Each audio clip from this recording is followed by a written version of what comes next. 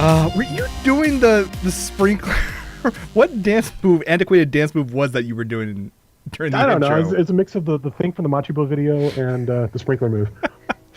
The things the fans they never see it. I'm gonna start cutting back during the intro. There's a 3-second lag between your audio on Skype and the visual. Interesting. Not sure why. 2-second lag. We'll find out. Well, anyways, right. Welcome to... Now we're good. Hey, yay for Skype being as random as it always is. Indeed. But welcome to From Our Mother's Basement, the show that basically celebrates being a geek. I'm Jason. And I am Michael with the magic reflective glasses. Well, yeah, the magic reflective glasses, and you also have a nail in your foot now or something? No. I don't have a nail in my foot. I got attacked by... Okay, give what happened today that caused a certain nail to be... Nikki and I have been working on upgrading our house, okay? Okay. So we, between our tax return and some other stuff, we decided to take a trip to Nokia and replace our dressers that we've been meaning to replace for years. All right. So we went to Burbank yesterday, picked them up, brought them home. I assembled one of them yesterday, posted it on Facebook, started assembling the other one. Then we went to Comics on Comics Night, which I'll tell you about later. It was actually really cool. It brings us something else I wanted to talk about in the show.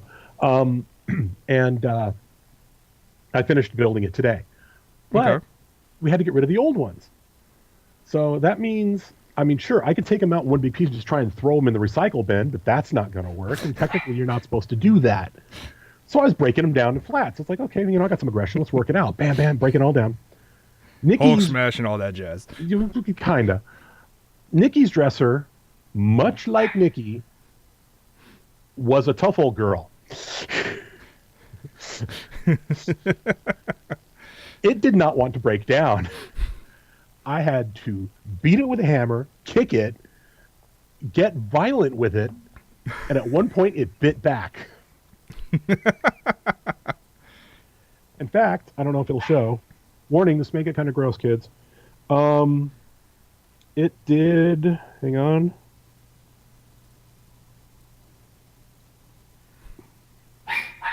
That's where the nail went into the knuckle of my big toe. Good way to start off this show, I guess. Yeah, that was fun. So, I'm kind of gimping a little bit. But other than that, they're up. They're done. Okay, then. But last night... It was really cool. So, but I don't know if I should save that for later or just talk about it now. Is it something you watched or? No. It's okay. Every now and then, George at Hypno does this night event called Comics on Comics. Okay. And what it is, you've seen the back room at Hypno. It's pretty small, but yes, he gets a whole bunch of chairs, rents them. You notice he's got lights up in the ceiling, not like just fluorescents, but like stage lights. Right. So they're aimed at this one section. He sets up an amp and a mic stand, and actual, honest to God, at least they're trying to be. Someone get a claw hammer. Yeah, something like that. Actual comedian types come up and do a show. And some of them were really good, and one of them was completely out of his element. But the other guy, and they riff on things like comic book characters and various. So they play to the audience, and it was actually a lot of fun. There were a couple guys who were really hilarious, and there was one guy who just. Normally, you try and play to your crowd a little bit. Okay. This guy didn't even bother, and by that I mean he was just being completely obnoxious, completely derisive and dismissive. Mm-hmm. And just rude, like getting up in people's faces and doing stuff that, you realize when you're a comedian, if you do something funny and it works, great. If it doesn't, you shift gears to find something that does. Right. He just didn't do that at all. This guy was bullying a China shop. He didn't fucking care. I was just like, oh, God, I was so glad when he was off the stage. Well, okay, everybody else was hilarious, though. Well, all right, then. I guess... Big argument of the... What, did we lose me? No, I guess... Oh, okay. The big point of the night, or at one point, because they did a roundtable after, the Jedi mind meld comment. Oh, I love our president so much when he says stuff like this. That wasn't in the list of stuff to talk about. Well, because I knew we were going to talk about it at the beginning anyways. Our president wish he can have Jedi powers and just go These are the bills you will sign. But I mean, the amount of geek nerd rage that went off on his using the phrase, it's like, what did J.J. Abrams write your speech, Mr. President? What's going on?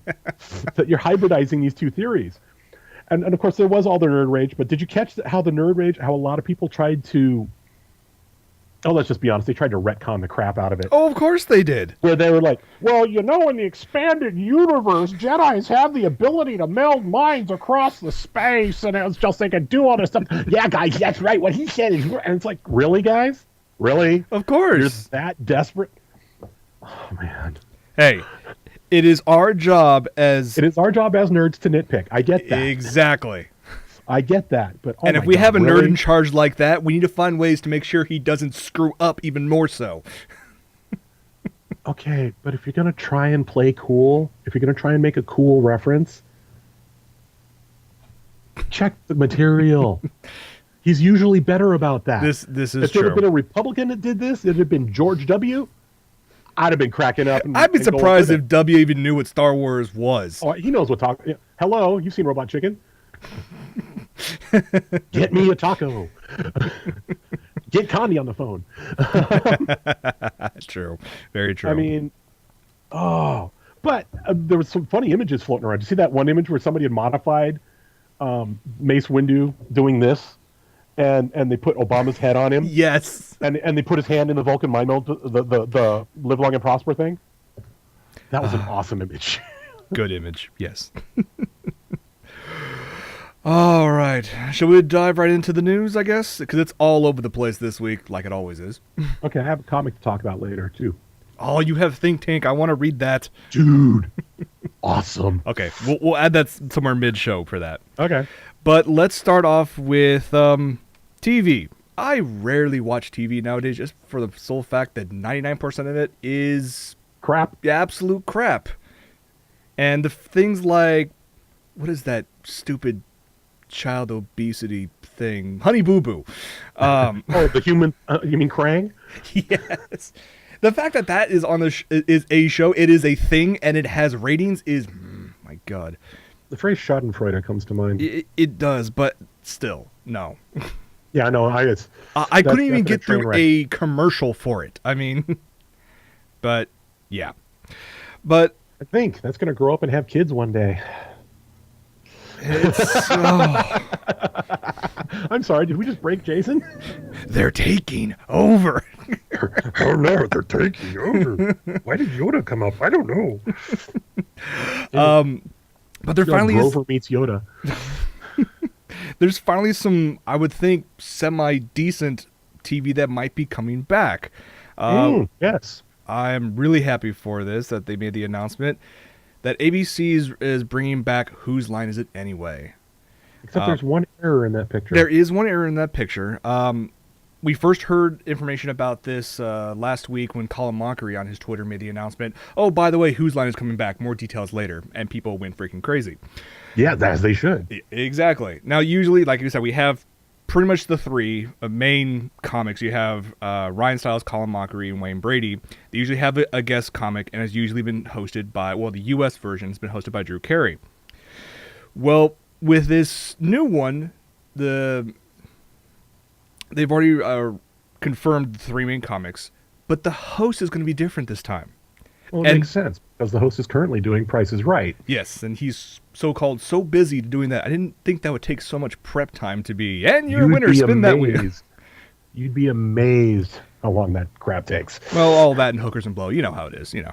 Yeah, it's all hookers and blow. I mean, he's lost a lot of weight. He had to do it somehow. So, who's going to be the new host? And I think it's going to be a good choice for this new host. Anybody who's watched Archer will be pleased to know. Oh, yeah, that's right. I was like, damn it, I know who it is, and I couldn't remember. Yes. Aisha Tyler is going to be serving as MC this time around.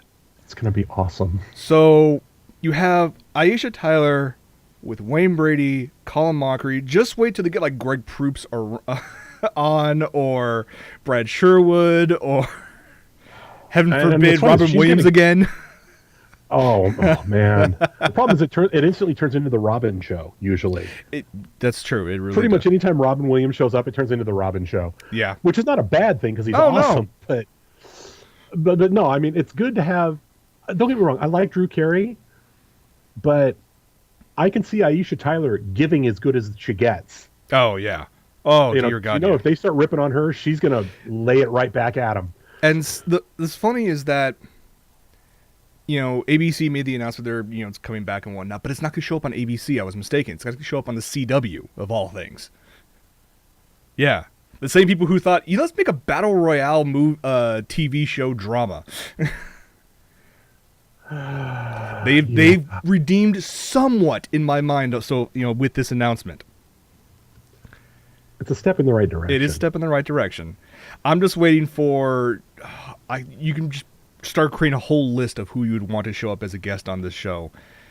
And the best part about all of this is that I'm sure if you see online, every single episode of both the US and the original UK versions are online in one form or another.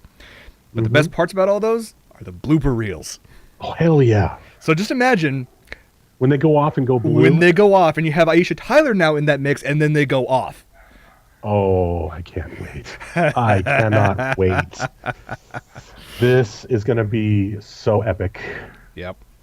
I just want her to channel Lana once. At Wayne. Could you imagine having H. John Benjamin in there as a guest comic, and he just starts popping in his Archer and they jokes? Start popping into Lana and Archer back and forth. Lana! Danger zone. HP in the chat makes a good point. This is one of the times we're glad Hollywood has no creativity anymore. They bring back stuff that we used to like and we want more of. The problem is they don't. Okay, you're right, but you have to. They bring back exponential amounts of crap before we get a gem. This is true. Which is why, paying ridiculous amounts of money for a cable subscription nowadays doesn't really seem like the right thing to do. There's things called Netflix and Hulu and torrents. I mean, no. Well, I was going to say, now that Six Strikes is up, torrents are... Fine. Tor. Tor. I can neither confirm nor deny nor endorse such activities, but I will say I did a trial of Hulu Plus, and I don't know if I'm going to keep it or not, because I like the idea of getting access to back episodes and everything. Mm-hmm. But what sucks is there are certain things like I watch. Main thing I watch on Hulu is anime. Okay. And the problem is there's a lot of anime that even with a Hulu Plus account you can't watch on your iPad or your PS3 or your Xbox. Oh, it's because in the details when the negotiations were going on for said titles, they're like, we will put it in there so you can say it's on Hulu Plus, but it's only available on a PC, not a laptop, or it can't be on a set top, or... Exactly. I hate that crap. Like, for example, Robotics Notes. Oh, You can't watch Robotics Notes on your Xbox. Oh, that sucks. Yeah, because I wanted to watch that crap on a big-ass screen. I've just been content sitting here just watching it on my computer.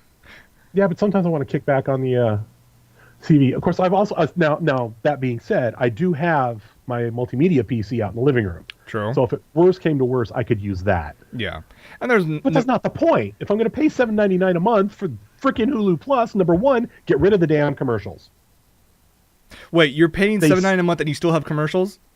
You only have one each break. Oh, that's some bullshit. So you only get 30 secs of commercial. No, that's bull. To a minute and a half. No. But you still get commercials. No, that's bull. No. Oh, yeah, no. Tell me about it. Then you have titles you can't watch unless it's on the PC. Wow, that's messed up. Oh, yeah. I'm just looking at this going, really? F you. I'm going to stick with my Crunchyroll. Thank you. Yeah, I've been abusing Crunchyroll like crazy this past week. We'll get to that at the end of the show. But let's talk about a movie that I know you don't really know much about. I never heard of it until I saw the notes today. Okay, this has been on my radar for quite some time, especially since Disney is, we've talked about this before. We're using our check. That's Disney for the announcement for the week. Disney reference. This is Disney. I don't know that we would count this as Disney sponsoring though, because Yeah, this is true. Well, Disney has been trying to find ways to basically make movie or TV franchises out of every single ride they have in all of their theme parks. Mhm. And they started working on, or in behind the scenes, something that was initially called 1952. And it was going to be directed by Brad Bird, who is famous for working on Incredibles and Mission Impossible 3, wasn't it? Or did he Yeah, do Ghost? MI3. It was MI3, and he also did Ratatouille. That's right. And so I'm thinking, okay, what are you going to do with this 1952 thing? Then they released this image. Let me bring that up here. And it was just a shot of an old briefcase that had a bunch of stuff in there. There's actually pictures. You can find it online, massively zoomed in. That's pictures of Walt Disney with his Imagineers and construction plans for Tomorrowland. And so we were all thinking, what the hell are they going to make? And It's going to be a biopic. that's a lot of people thought it was going to be a biopic, thinking that, Tomorrowland, it's how they created Disneyland. And then you started hearing that people were going to be added to this. Like, they announced George Clooney's going to be involved with this in acting, and so is Hugh Laurie. And I'm like, I can actually see Clooney as Disney, so go on. he wouldn't be the first person who's played George Clooney. The most recently, Tom Hanks played Walt Disney in some previous small film. I have Really? I have to find it so I can. I didn't know about transfer that. it over. But. And some people had some rumors going about. Some people were looking at like the book and some of the images in the background. They thought this has got to be about space in the future. Oh my God, it's about aliens. It's a futuristic movie, 1952. They're using Tomorrowland as something to throw people off. No, we have found out now. The movie is called Tomorrowland, so we know it's about the whole freaking side of the theme park. Mm-hmm. But this is not really about the park, and the purported plot for the said movie has been leaked, and it is about a teenage girl, a genius middle-aged man who is kicked out of Tomorrowland, and a prepubescent girl robot attempt to get to and unravel what happened to Tomorrowland, which exists in an alternate dimension in order to save Earth. Way the hell out of left field comes Disney. The part of that I'm just going, Quafa, prepubescent robot girl. It's a freaking robot. It doesn't have puberty. That's the part that stuck in my brain. Yeah, I mean, like I said, we already knew some of the actors are going to be involved. Mm-hmm. The genius middle-aged man is actually George Clooney. His name's going to be Frank. He was kicked out of Tomorrowland by David Nix, which is played by Hugh Laurie, and returns years later when Nix turns corrupt and evil. So this is Michael Eisner's story, or is this... Wow. Come on. Katzenberg had anything to do with writing it? Yeah, gee, I think. Oh, man. Yeah, there's little bits here and there that By the have way, been... I was one of the stockholders who voted out Eisner. Oh, I'll have good. You know. I like Bob Iger a lot better, but I like him in some ways. I'm kind of annoyed in others, but yeah. So yeah, this is another Disney film that, yes, it's supposed to be based off of the park, but in a completely different way. It's not based off of a single ride. Well, yeah, but So- it's based off of the ideal, I think. Yeah. And what would be interesting, and okay, the plot as you described it, okay, that kind of sucks if that's what it is. If it had been a kind of like a biopic where they're talking about the process, like a biopic / documentary about the process of what they were trying to achieve with Tomorrowland, I would love that. what it was supposed to be. I wouldn't see it necessarily making any Oscars, but I'd be in line to see it. Mm-hmm. Virtually every Disney nerd I know would be on their way to see it multiple times, just for a lot of the in things that would get dropped in there. This, I don't know. So we have alternate dimensions, like you said, a somehow prepubescent robot girl. Like, I hate to see that robot's time in the month, but Oh, I had to go. There was too bad to had to not go pass there. up. the question is it 40 weight or 30 weight? Or is it transmission fluid? Think about it. Not going to say the comment. Not going to say the comment. So yeah, that's Tomorrowland. We have no idea when it comes out. And yes, Michael, I'm still ignoring that joke. Akai des. Eh? Akai des? Come on, you've been taking the Japanese class. I know, and I'm drawing a blank. And you know what Akai means. I'm drawing a blank. You're making it look bad on the show. Anyways. Okay, no, I'll send it to you in name just to be nice. All right. All right, so that's Tomorrowland, and that checks off our brought to you by Disney quota for the week.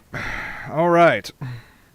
Shall we talk about from the big screen to the really small screen? We're talking about a brand new web series by Machinima, and they've put on some great stuff in the past, and they've Machinima.com, you mean? Mm-hmm. Okay. And they have a number of different web shows, and they've partnered up with some great people to, like the Richard Teeth guys, to put on other stuff in the past.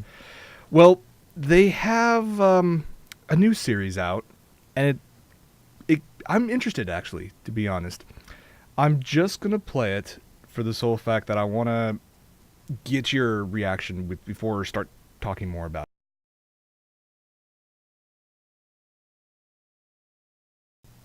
it. Aperture R&D. It's I was not basically expecting live action. Portal meets The Office. Now, I was never a fan of the US version of The Office, but the original UK version was freaking hilarious. Mm-hmm.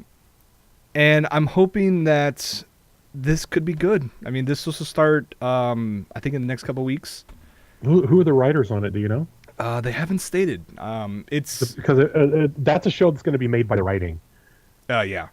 The only bit we know is people who worked on Fallout Nuka Break, which is one of Machinima.com's previous web shows. Mm-hmm. So they all got together to make this one. I wasn't really a fan of the fun. Fallout one, but this one, just for the content, and like you said, the writing can make or break this show in a heartbeat. And if they partner with Valve, it could be really good too. I mean, they have to an extent to do what they're doing. To an extent, I would think so, yeah, because that's how they make their money is, ad revenue from these shows. So we'll see. Yeah, we have hopes. Yeah, it could be good. As Char says in the chat. So how much did Valve get for this? Very good question. And Gabe ain't talking. A wink and a nod and a handshake? I don't know. This is how they're going to announce Portal 3? I don't know. Oh, God. How many billions of polys are we going to push for Portal 3? Oh, I don't know. All right. Hey, I got some good news for you, Michael. Daft Punk. Daft Punk is awesome, right? They finally released some new music. You want to hear it? All 15 seconds of it? Yeah, so we're going to play it right now.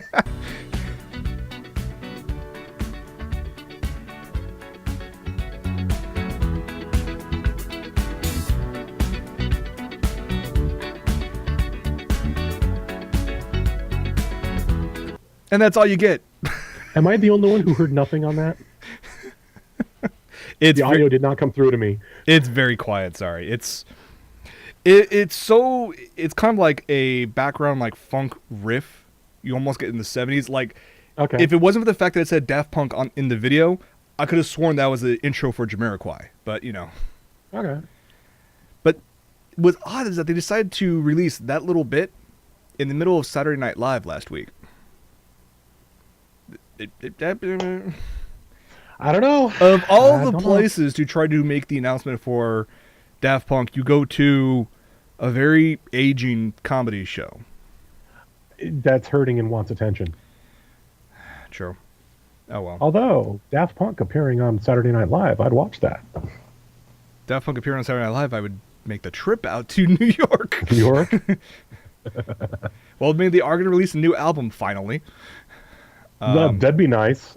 Although technically, I suppose Tron counts, but well, as epic as that soundtrack was, it was also a collaboration with someone who's some orchestral guy. I forget his name. Right. Who went off and actually did the soundtrack for Tron Uprising, which I need to pick up. It's only $15 at Amazon. Oh, nice. Yeah, let's do that. I need to pick it up.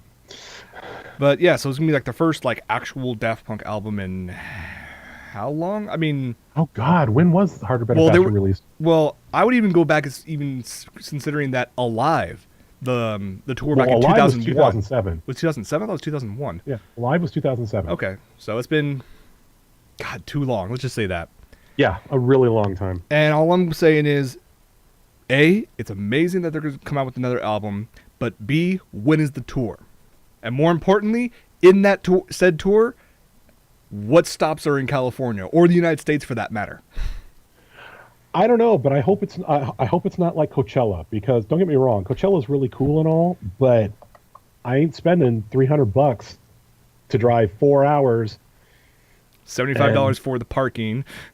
Yeah, no, I'm not. I don't want to go to Coachella unless somebody comps me, and nobody's going to comp me because I don't work in that industry. So Yeah, true. actually, that's not true. I found out a friend of mine does work Coachella. I might be able to get in. So yeah, I wanted to play that little clip. Yeah, Daft Punk has some new music coming out about freaking time. Yeah, but 15 seconds? Come on, guys. Yeah, and the thing is, I'm sure they probably counted that 15 seconds by the millions of dollars. Maybe. So, Maybe. Who knows? All right. Should we go meta or should we go hardware? I want to laugh at 18 when we get to it. Okay. Yeah, we'll do this one first. This other one first. So we'll do 16 first. So this phenomenon, the viral Meme. video known as the Harlem Shake, The meme. that thankfully has gone up and down in fame in a relatively small amount of time. It's nowhere near as insane as, Psy's Gangnam Style was, because that just would not That's die. still going, technically. Technically, it is still going. Even though Psy himself has stated he never wants to perform that song again. But I don't blame him. He's sung it everywhere. But the latest viral video was this whole Harlem Shake thing. And I found out about it through another show that I watched, the NSFW show. And I watched probably a good 20 or 30 different variations of it, which is, it was funny as hell at the time. And it's easy to watch that much because each one's only like, 30 seconds long. Makes it easy enough. But I'm hoping this dies.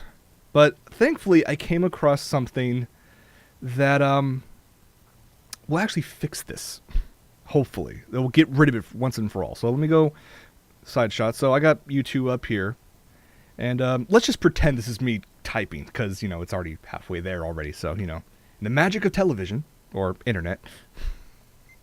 So if you go to YouTube and type in "Do the Harlem Shake." Uh-huh.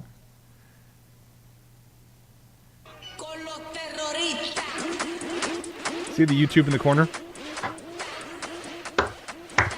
Oh. I give them massive props for this. Wow. And this is in real time. You can keep on scrolling down and it's still going on. So, way to go, Google. The fact that they've finally essentially gone meta with this, can we please end it and move on? Oh, you don't want to check the link I just sent you? Oh, what'd you send me? Should I just play this without comment? I don't, well, nobody, depends who all's gone to Hypno Comics. Okay, well, I'll play it. Why not? And... oh, dear God. This is the Hypno Comics version? Yep. There's George kicking back in the chair.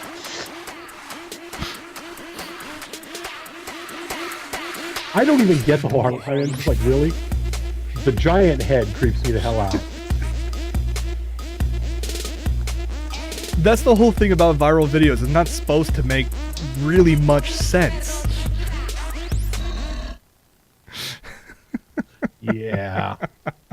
Yeah. Now that YouTube's finally gone... it's with the gang from the tattoo shop next door from Scratch the Surface. Oh, that makes more sense. So it's Hypno and Scratch the Surface that are doing that. Gotcha.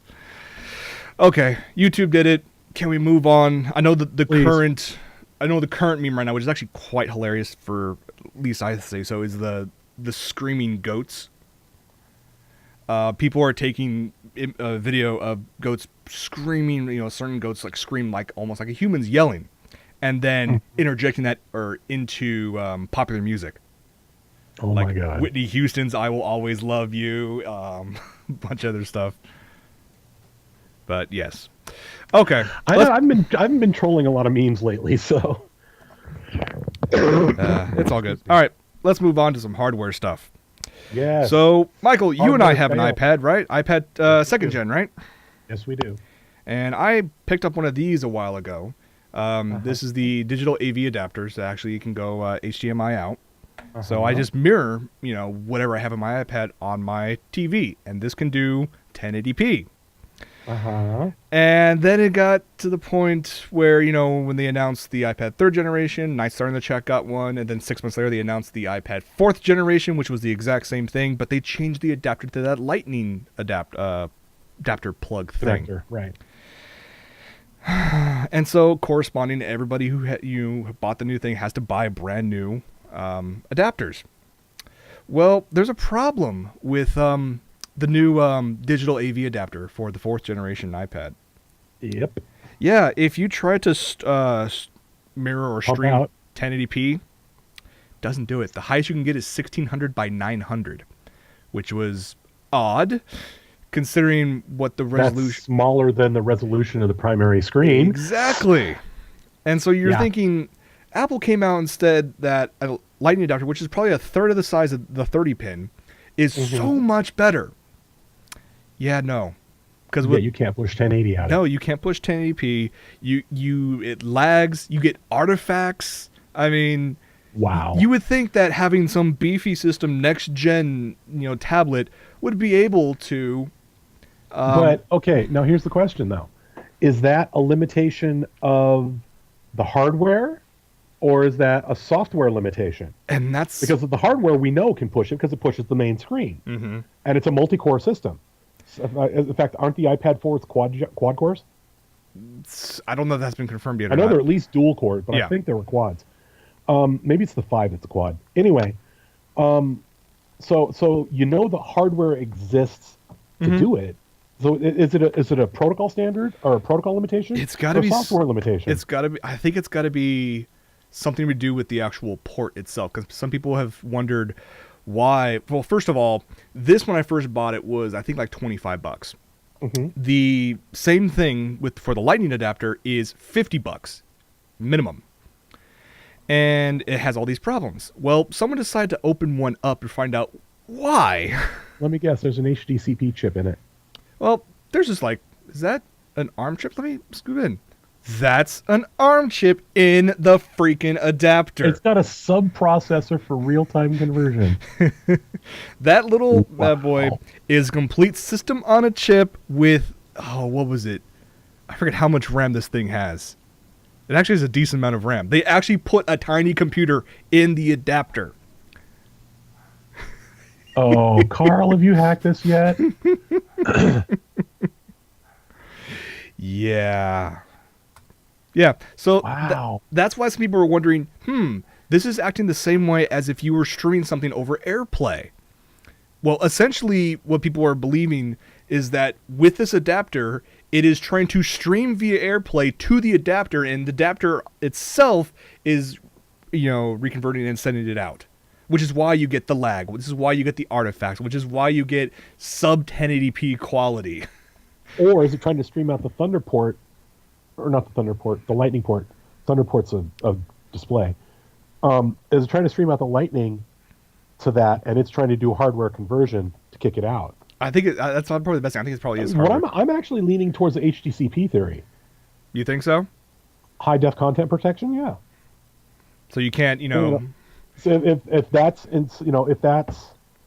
because you have to be HDCP compliant to use HDMI. True. I mean, I probably will not be able to do the same thing that I do now. I mean, currently I have in my room I have a 40-inch TV that I have my PS3, my X360 hooked up to it, and I watch Crunchyroll that way. Well, when I want to relax in the living room, where there's a much bigger TV, I use Crunchyroll on my iPad, and then hook up this bad boy, make it push out 1080p, and it works like a charm. So, I guess you can't do that anymore. quad core for the iPad 3 and 4, and the video is duo for the CPU. Ah, okay. That makes sense. Yeah, initially I thought it was the whole fact that that new Lightning port just couldn't handle, raw HDMI, but I think you're better off with the whole thing with the. Yeah. It's so stupid though. Either way, come on, Apple. What the hell? I think it's impressive that it's a system on a chip. It's how long before somebody hacks that thing? Let me give Carl a call and find out. Yeah. I want to see somebody hack that thing and see what they can do with it. Well, speaking of hacking stuff and making things work the way they initially weren't meant to, let's talk about Pool. Yes, a fun game. Yes, and very a study in geometry. Decidedly low tech as well. I mean, you have a felt playing field, I guess you can call it. You have got a slate covered in felt. You've got 16 balls that you bounce around. Yeah, I mean, it's decidedly low key. Right, it's study in vectors. Yes, and I'm okay after I have a few drinks. I get a little better, but I can never get the angles right. Mm-hmm. Well, there's now there were people who decided to fix that for you. Actually, I'll play this video in the background. What they decided to do is hook up a projector, hang a projector above a pool table, hook it up to a computer with a program, and it basically, in real time, not only measures where the cue ball's at, but also the angle. Measures the angle of the stick. Mm-hmm. And projects the correct angles of where the ball could go. How freaking awesome is this? This is on-the-fly game processing. This basically makes making these these bank shots an afterthought for even the most novice of players. Plus, it also not only hits the cue ball, but it actually will adjust for all the other balls you're trying to hit. I am so waiting for this. It'd be good for learning purposes. It'd be fantastic for learning purposes. I'm waiting for this type of stuff to show up in, say, not like an open beta, so I can actually download the information myself. Or in the future, could you imagine something like that? Like, we're talking way in the future, but like a Google Glasses app. Oh God. Where it's like there'll be signs saying no, deactivate your Google Glass now. At any pool hall. I just be sitting there right there and aim this way and how the hell did you do that? I just have the skills. Yes. What's that thing in your face? Glasses. It's a very thick framed glasses. Yes. Ocular implant. Still, I mean, it's a fun little bit of technology. But should we talk about Is there a lack of skill setting? Yes, it's labeled total noob. Okay, I really want to talk about this next one, and we'll this speed next through it one real scares quick. me. I think it's amazing. It's also it's impressive. It is okay from an intellectual standpoint. It is fascinating and impressive as all hell. This from is an why ethical standpoint, from a OMFG we're hosed standpoint, it's scary as hell. See, please continue. This is why I love giving you the perfect segue. I love neuroscience because the things you can, scientists have learned about the brain and what you can do with it is incredible.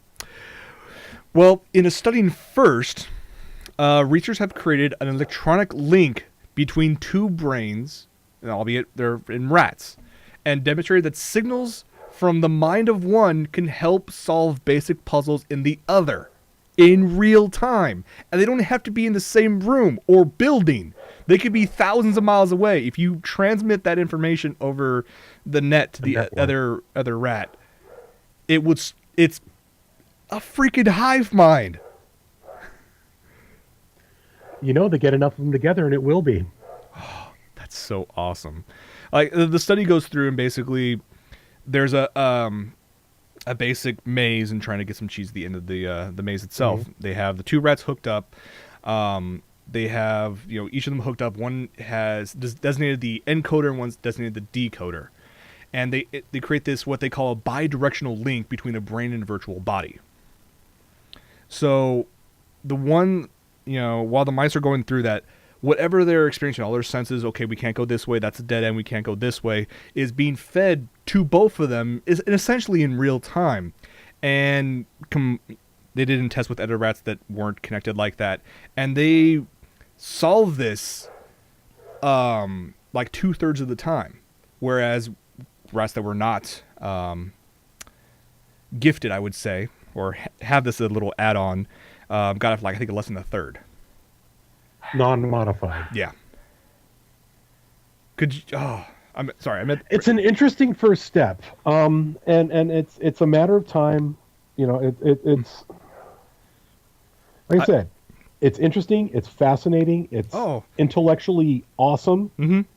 It's also potentially scary. Do we really want to get into the ethical parts of this? Because okay. I'm not even talking so much about the ethical thing of doing stuff on live animals. I mean, there's that aspect too. Mm-hmm.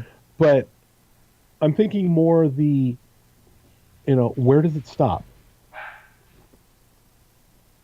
How long before you get a hive mind that achieves singularity? We are the Borg. We are the rat. Yeah. You know? And the best part about it, I think, in terms of this design, is that they did another test where they had a rat who was trained to go through the maze the fastest, and they know the exact route. They hooked him up to this network, to another rat who's never seen this rat before, and went through it several times, and he succeeded 95% of the time.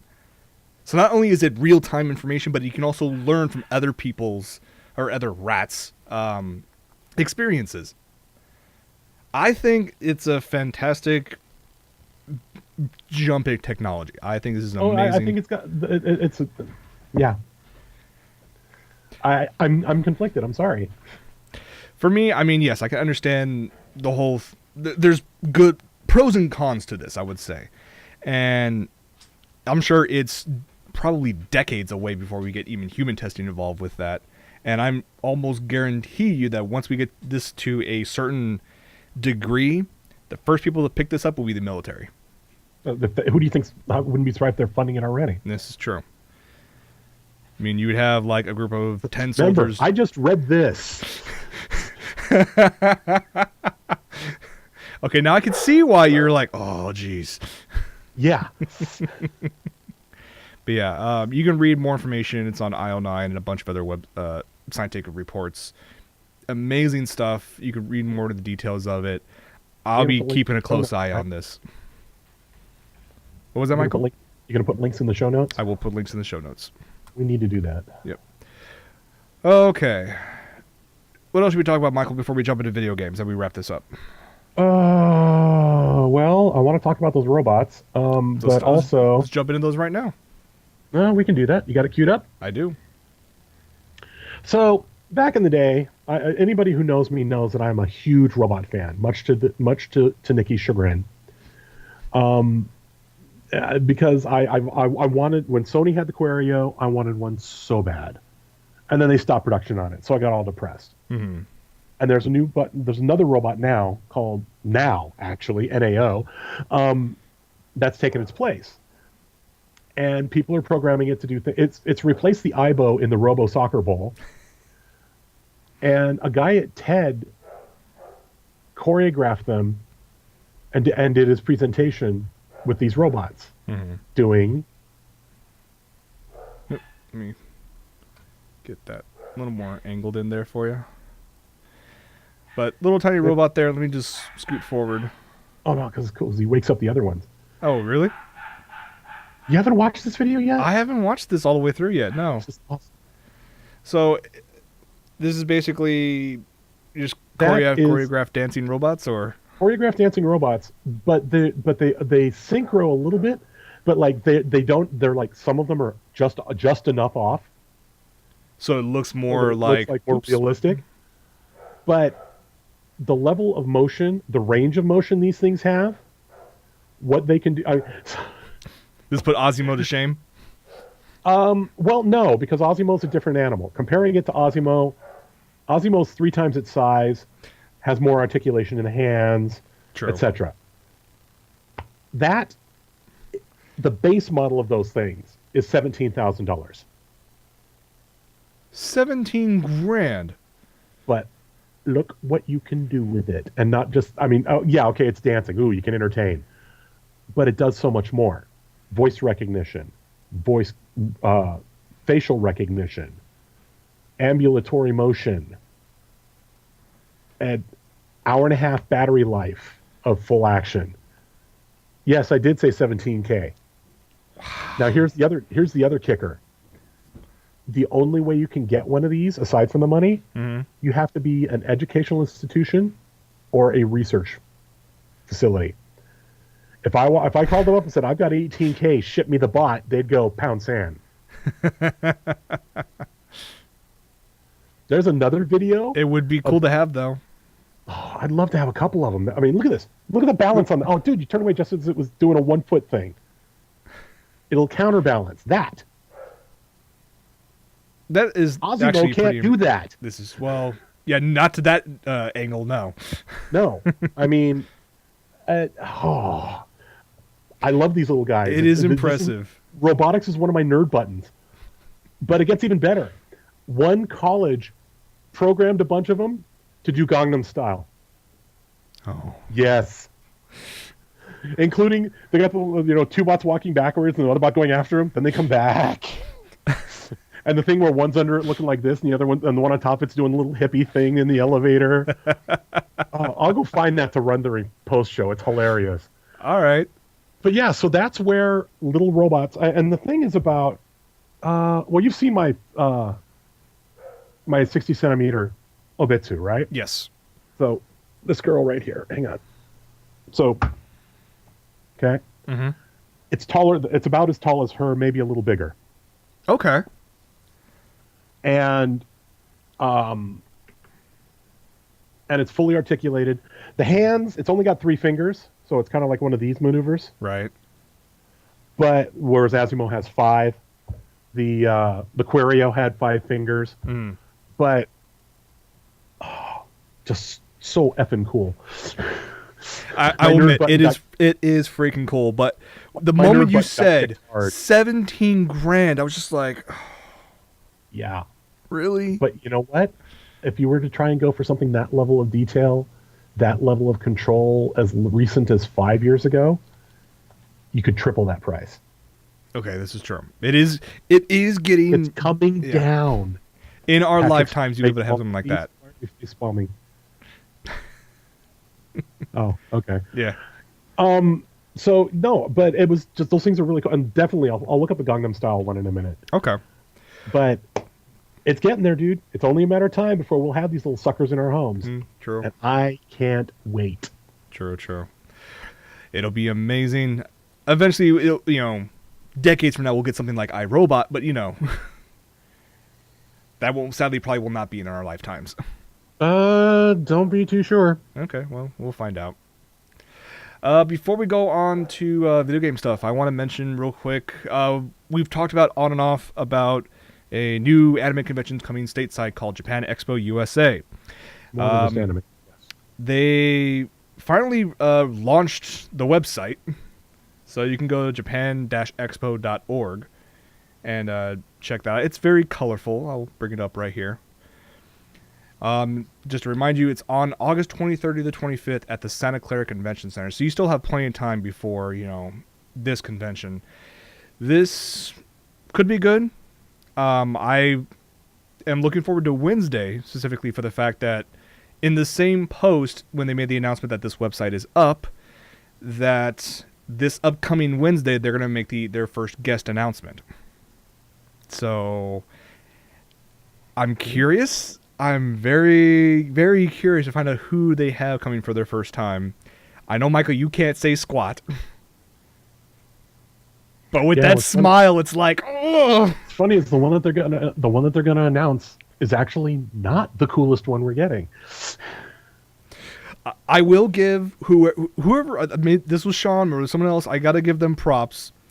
Instead of setting up a forum, because almost every convention website has a forum, and we will probably have one at some point. For the most part, they're really not all that active. Maybe like a month and a half before the con itself, and a month after, and that's it. Mm-hmm. But on the front page, it looks in the middle. It says, Japan Expo knows when the narwhal bacons. Why have a forum when you can have a subreddit? Yep. There is Japan Expo USA subreddit. I will give them props for that. I will probably join that tonight after the show.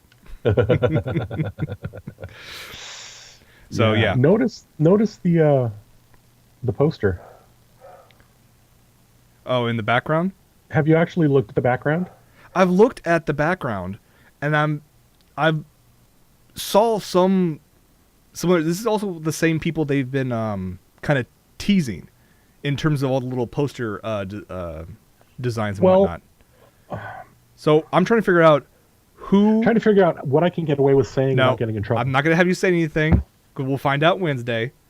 But I've been racking my brain. If you can figure out who did the artwork on that poster, you'll have a real good idea who the guest is. And that's the whole thing. They've made they've been teasing it for a while, stating this is one of our guests is actually drew the poster. And I've been racking my brain ever since they started doing that, who this could be. And I've even pinged Sean, who's heading this whole thing up, and sent him out several ideas. Is it this person? Is it this person? He just like smiled, nod, not saying anything. He's in France right now, so for Japan Expo Sud. I think it's the Nice show. Japan Expo Sud, yeah. The southern one, yeah. Yeah. I don't know. If you guys have plenty of suggestions, you can check it out, japan-expo.org. I will say this right now, because I'll probably ping Sean and I'll let you know as well. I find that if you go to japan-expo.org, sometimes it auto-forwards to the Facebook page. But if you do /index.php, it brings you to the main page. Yeah. They must need to fix that. I'll mention it in the meeting tonight. All right. Let's get to the video game stuff. Michael, we're going to leave 26 to the end. So we'll talk about the Sony stuff real quick. We have some more news about the PS4. I'm just going to stream through it real quick. They didn't make a single word about 4K during their PlayStation 4 press conference without a PlayStation 4 system. I think it was a couple weeks ago. And Sony has finally come out in another press conference stating that to pioneer their first 4K movie download service, it will work on the PlayStation 4 at 100 gigs a pop per movie. 4K. And 100 gigs for 4K is not that much. It is not that much, but holy crap.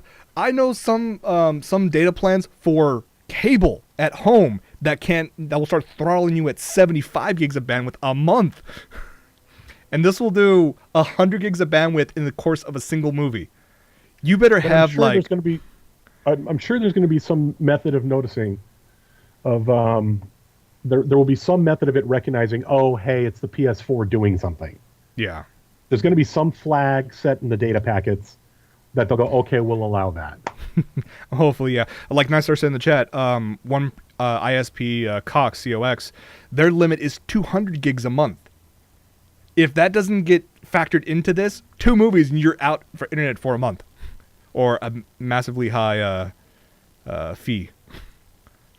I mean, I agree with you saying that 100 gigs for a 4K movie is almost a drop in the bucket, considering how high it could get. Well, yeah, and it's not 4K in the sense of what movie theater 4K is. I mean, movie theater 4K is even bigger file size-wise. I have no idea what even my cap is here at home, because Files offers an insane amount of speed, but I don't know. I haven't been capped yet, and I stream a hell of a lot, so we'll see. The other bit that's kind of tied in with the PS4 streaming 4K movies is that you will be able to download every single PS4 game digitally. So not quite the death of physical media, but it's trying to be. Yeah, especially when you have one of the Sony executives, Shuhei Yoshida, make the announcement, and I'll say this, and I quote, "We're shifting our platform more and more to the digital side. PS4 will be similar to PS Vita in that every game will be available as a digital download, and some will also be available as a disc." Not only is this, the death of physical media, but also the death of GameStop and a ton of other used game sale. Companies, yeah. Well, they've been wanting to kill used game sales for Oh, years. they've been ever since GameStop made the And- announcement. They've been trying. But at the same time, let's be honest, okay? I think used games are cool to an extent. I think they charge too damn much for them. And I understand this is one of those rare areas where I'm actually going to side with the companies. Because, hear me out, Okay. the when you buy a used game, that's, you play it, you do whatever you're going to do with it. But that's revenue that the creators don't get. Okay, fine. And I understand that. And if the retailers, be it Amazon, GameStop, whomever, actually sold it at a extreme discount rate, that would be one thing. But let's use an example. Halo 4. You go out, you spend $60, you buy Halo 4. You play Halo 4, you're done with it, you're happy with it. Sayonara, bye-bye. You take it, you trade it in. They will then turn around and sell it for $50. Oh yeah.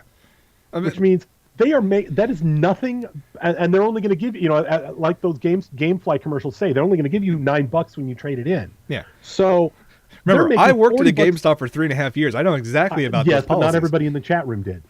So they're making insane profits and not giving any of it back to the creators. Because they honestly don't make diddly on new games and especially new systems. 95% of their profits all come from used. So, I mean, now, yes, I completely agree with your whole fact about buying the used games doesn't do anything to give stuff back to the content creators and, stuff like that. I understand that. Now, if they say put in place where if they brought down the used prices significantly, like $10 or $15 where they are right now, and if say Sony, which has already discussed this in the past, stated, well, we're thinking about putting in implementing an idea where if you buy a used game, you have to pay like $3 to be able to unlock the online aspect of the said game, and they still get something going to the country. I would actually get behind be fine that. with that. I'd be fine with Yeah. that. To strictly could get go behind. screw, used games entirely. I mean, Yoshida went no, on. no, I'm not saying screw used No. games. I'm sorry. I was continuing on my mindset with what Yoshida said at the press conference, because he went on and said, we'll probably implement some sort of multi-tier package levels, kind of like what you get with cable TV. You pay this much a month, you get access to all these games. You pay this much more a month, you get access to these other games. So it's like Plus and Gold. Yeah, exactly. Just instead of some games, it's all the games. I don't know about you. That brings up the problem I have with Plus and Gold. You play Plus, you get all these games, you get them at discounted rates. You lose that Plus, you lose those games. That's true. You do lose those games.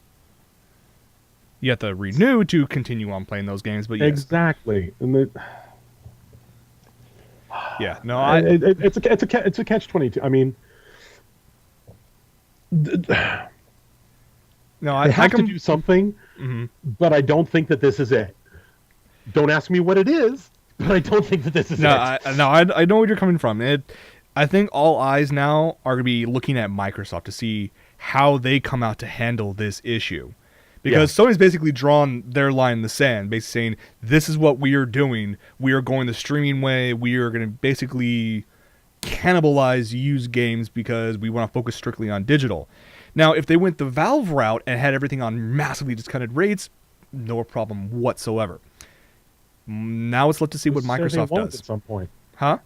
Who's to say they won't at some point? I mean, one of the big three had to step out and do something. Yes. And given all the work they've put into it, it's not sure as hell not going to be Nintendo right now. Mm-hmm. Nintendo's trying to get. Nintendo's not going to play that game because Nintendo is still trying to get hardcore gamers back on their systems. True. And with the U, they now have a chance to do that. But up until this point, everybody looked at Nintendo as kiddie games because pretty much 90% of the stuff that was on Wii was kiddie games. Yeah, very true. I mean, I played the Wii U, and I think it's fantastic. I would love to pick one up myself. And it has a good, nice combination of classic, casual, and hardcore games. Now, if only the Where do I graphics were a stand little on stronger, it'd argument be good. of if it's used, someone already bought it and gave money to the creators? Where do I stand on that argument? How far do we want to Mixed. go on this? Because we're already Well, running no, late. it's mixed. It's mixed because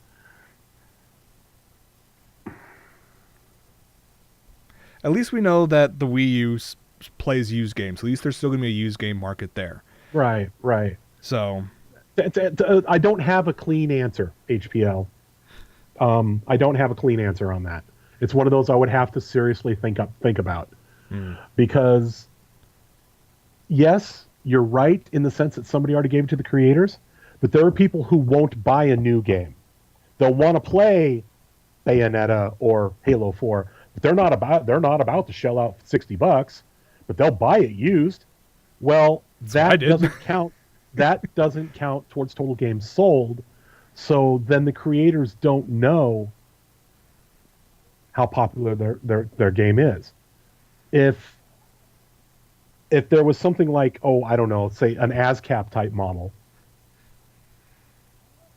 that could maybe work. mm-hmm. So it's one of those, yeah, okay, they've already been paid for it, but that's a used game that could have been a new game that could have made that game more popular and given more strength to the idea of, hey, a lot of people played that game, let's make a sequel. It all boils down to it's not money. a clean answer.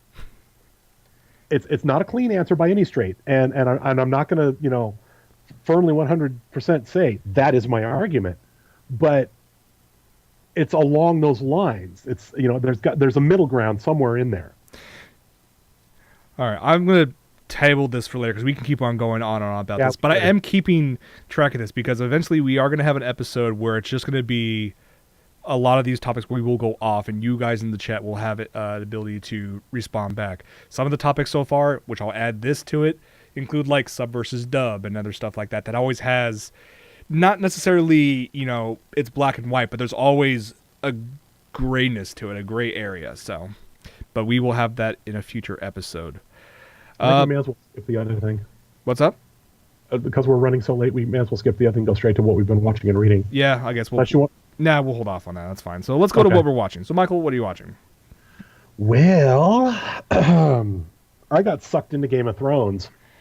Yeah, because I heard you bought both season 1 and 2 for a ridiculous rate. Blu-ray. They were like $36 at Target for the combo Blu-ray DVD packs. So I'm like, you know what? I got paid. I get a little bit. Just dump cornmeal. I don't want to know. But yeah, no. I mean, we got paid, and I had a little bit of extra discretionary income. Mm-hmm. So we were at Target picking up meds because I was really sick earlier this week, and and we happened to go by the electronic section, and I saw Game of Thrones on Blu-ray, and I'm like going, hey now, only $36. Dropped both are in my basket, so I marathoned Game of Thrones this week. Okay. I am loving that show. I've only seen season 1. I haven't seen season 2. God, season 2. Well, okay, so you know what happens in season 1. Yes. Season 2 starts from there, but don't say anything. I'm going to watch it anyway. So shit gets even more real. Okay. Especially with Tyrion. All right. I'll have to watch it. See, what else have I been... Oh, this week, I also read this. Think Tank. There it is. Fantastic. It's science fiction with actual science. Really? The idea... Well, okay, here's why I say that. The idea is there's this guy, the guy on the cover who looks kind of like Bradley Cooper. Wait a minute. There he is, that guy. Okay. He is this uber genius. Like, they figured the loose calculation of his IQ is 205. Okay. But he says those tests are broken. So, and he gets recruited really young by DARPA and put into a military think tank and starts inventing stuff for them. including things that he created for defensive reasons, then finds out they're being used for offensive reasons. And there's one item in particular that he created that when he kicks it out, and the idea is it's supposed to it shoots 16,000 rounds a minute, and oh no, I'm sorry, 6,000 rounds a second, and basically puts up a wall of lead between a ship and an incoming missile. That's what it was designed for. Okay. He managed to get his hands on the documentation for it once it was finished and released, and saw a little subnote at the bottom that said could also be used for urban pacification, and snaps. At that point, he's just like, this is BS. So he stops making all of his things work. So they've got a wish list of stuff that they want, and he's supposed to make them all, but he deliberately starts sabotaging his work to where it doesn't work. Well, the thing is, it does work. He just leaves out key parts. And then at one point, he gets sick of it and says, you know what? I'm out. I'm leaving. Goodbye. And initiates what he calls his Godfather plan and uses things like the invisible camo suit that he created that supposedly didn't work. And the specific type of gas and these drones and stuff that he created, all these items that supposedly don't work, puts in the missing parts, they work, he escapes. And uses their own stuff against their own procedures, tactics, and strategies against them to get out. And this is the first 4 episodes, or first 4 issues of the Think Tank comic are in the trade. All right, I'll have to come up and read that. And what's even cooler is it's science fiction, but it's not sci-fi. In that, with one exception, everything he does in this is real. It exists. Nice. Very nice. Taken perhaps a couple steps beyond its current level, but it's really there, and it's not that far off. Very nice. So read it. You will love it. Okay. When you were explaining it some parts of the plot ring similar to a movie, Paycheck, with Ben Affleck. Yes. I haven't seen all of Paycheck yet. I've only seen part of it. But yeah, there is some. You can make that comparison. There's some parts here and there that I can see that. You can make the oh my god, what have I done argument. I also think it's kind of like you remember the TV series Pretender? Yes. There's a little bit of that in there too. Okay.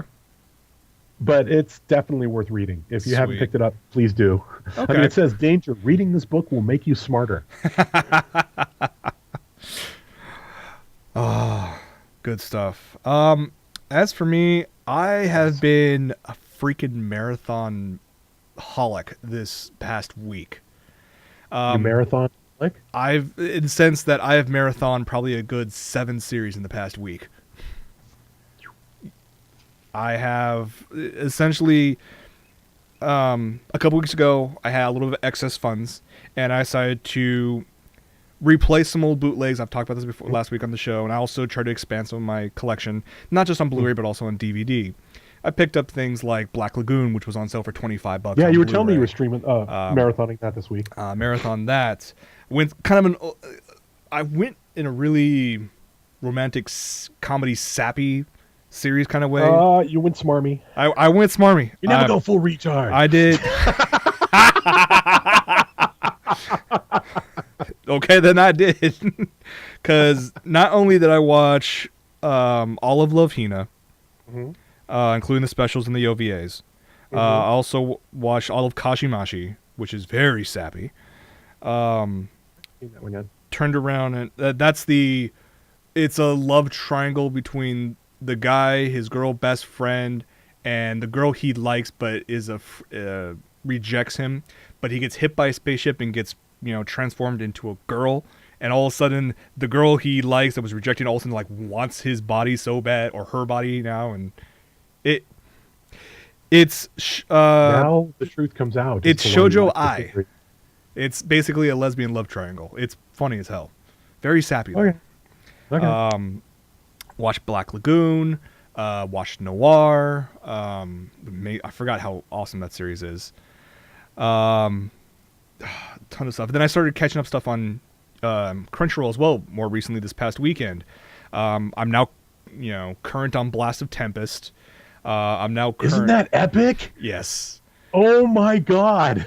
It's a little heavy on the dialogue here and there, but other than that, it's still fantastic. Well, it is a little heavy on the dialogue, but what's really weird is has she done the second thing yet? Because I haven't seen this week's episode. Has she made the second jump yet? No, not yet. Oh man. I'm now current on Problem Children Come from Another Planet, which actually I'm behind on that. Really good. And because I kept on putting it off, and you kept on saying yes, I should. I finally, as of like 3 hours ago, I finished watching all of Mother Love Total Eclipse, and it's good. Second season's pretty awesome. Second season is much better than the first season. I will give it that. Agree with you there. The action's fantastic. Mm-hmm. I really enjoyed the action. The whole semi-relationship, harem kind of thing that goes on, thankfully is downplayed a little more. I was gonna say, it's not. Yeah. They don't. I mean, it's there, but it's not. Yeah. The crux of it all.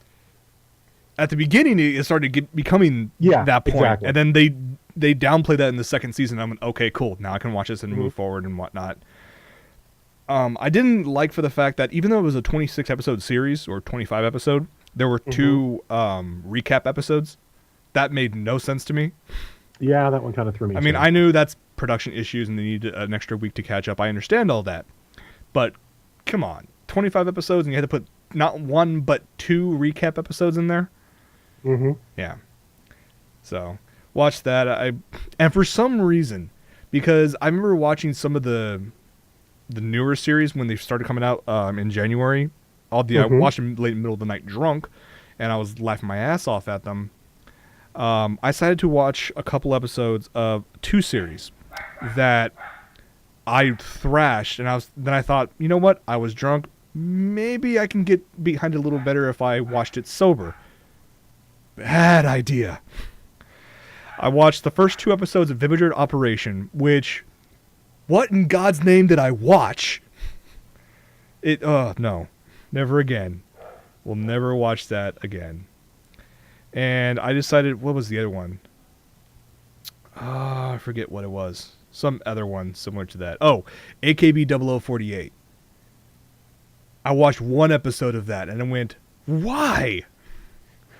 Dear God, why? Oh, no. Yeah, those two series I cannot get behind. I'm sorry. It's okay. Yeah. I forgive you. But yeah, I've literally been sitting on my ass this entire week with Japanese books in my lap, working on katakana while watching just a crap load of anime. So that's about what I've been doing the past week. Okay. All right. Well, before we wrap this up, got anything else to add, Michael? No. Okie dokie. I spent a lot of last week sick, so... Gotcha. All right, then. Well, let's go ahead and wrap this up. Thank you guys so much for joining us for this episode. Stay tuned for a short post-show. And, for my Mother's Basement, I'm Jason. And I am Michael. And we will see you guys next week. Take it easy, everybody.